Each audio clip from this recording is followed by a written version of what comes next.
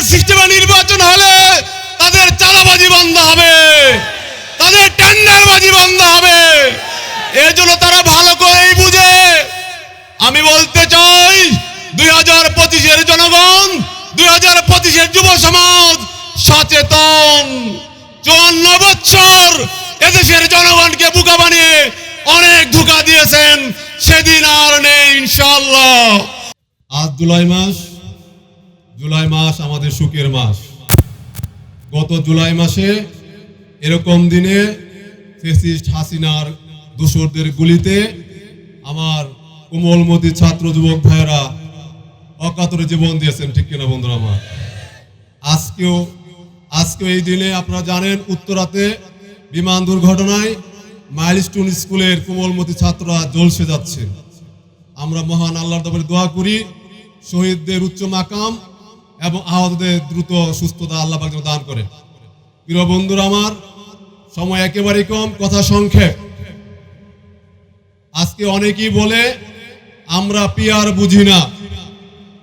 আমাদের আমির পীর সাহেব চরমনায়ের দাবি আগামী নির্বাচন হবে পিআর সিস্টেমে নির্বাচন, ঠিক কিনা বন্ধুরা আমার? প্রিয় ভাই এবং বন্ধুগণ, আমরা আজকে শুনতে পাই আমাদের নেতৃবৃন্দের মধ্যে কেউ বলেন আমরা পিআর বুঝি না। আমাদের আমির পীর সাহেব চরমনাই গত 2008-এর নির্বাচনে দাবি করেছিলেন পিআর সিস্টেমে নির্বাচন হতে হবে। সেদিন যদি পিআর সিস্টেম নির্বাচন হতো তাহলে আওয়ামী লীগ সিট পেত 130, বিএনপি সিট পেত 100।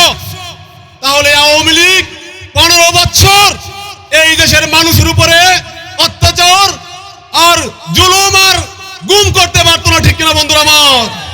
আজকে যারা বলতে চায় পিআর বুঝি না, এদেশের জনগণ বুঝে। পিআর সিস্টেমে নির্বাচন হলে তাদের চাঁদাবাজি বন্ধ হবে, তাদের টেন্ডারবাজি বন্ধ হবে। এই জন্য তারা ভালো করেই বুঝে।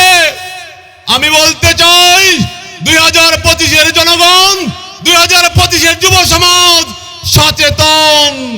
54 বছর এদেশের জনগণকে বোকা বানিয়ে অনেক ধোঁকা দিয়েছেন, সেদিন আর নেই ইনশাআল্লাহ। আগামী দিনে পীর সাহেব চরমনার নেতৃত্বে ইসলামী যুব আন্দোলন সন্ত্রাস চাঁদাবাজ মুক্ত একটি সুখী সমৃদ্ধ বাংলাদেশ গড়বে ইনশাআল্লাহ।